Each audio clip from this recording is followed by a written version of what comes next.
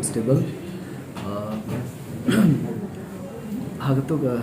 sini ketuk jing kendu jong ki nosyong shlon jong gasno Ïapmala kapi jing tip jong ki ong bakde ke food poisoning te ngim tip na ke ga daw ba ka ja kunto bat re masin ja kunto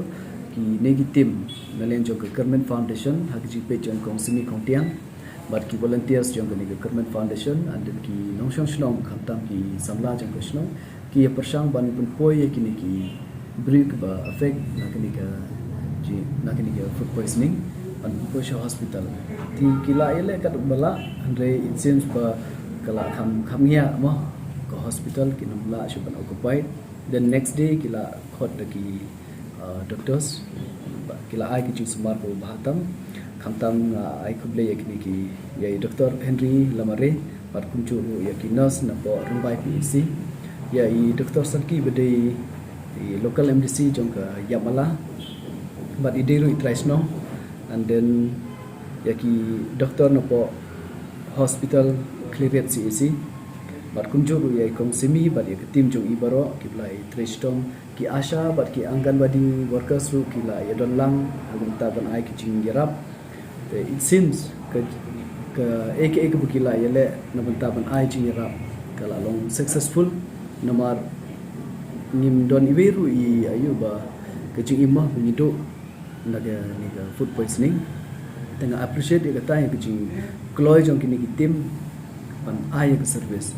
lada kalong ke bacengai na ki hospital ni kalong ke ba kimla pan ai service on time nila bandu ya kecing im jong kini ki brew re lucky ban ong ba ndon ke kecing do ya kecing im but hagachu ko poru kumbaki thu ba ka symptom ke fever and then ke vomiting and then ke diarrhea kila ya persang ban agi dawai ru kat kun ko jing prescribe nai doktor ki agi keja antibiotic ki vitamins but other medicine tu ke jing.com khamtam na len ki ni so je ru ki ai so it really help hajing ide bat kene bahkan nungut maghidam ki bai sementara te ga bam khawai bat kan nungut ki bai sitom la ban batai nomor kede da snow ma ko organize program almost the entire village ki yodonlang and then more than 500 ki basha affect kani ka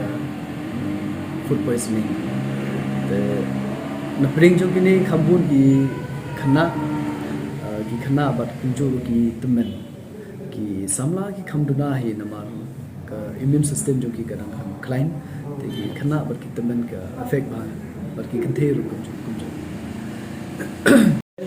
kan kila persang hi ban wat ya ke namar ki doktor ki kwa ki don kam hi ban tip ya ke ka what is the tenrai mo ke ba je ku ki jinche so I think they are on the process for them in the hospital so which by tomorrow they will be getting discharged as per the doctor's website mention so told me that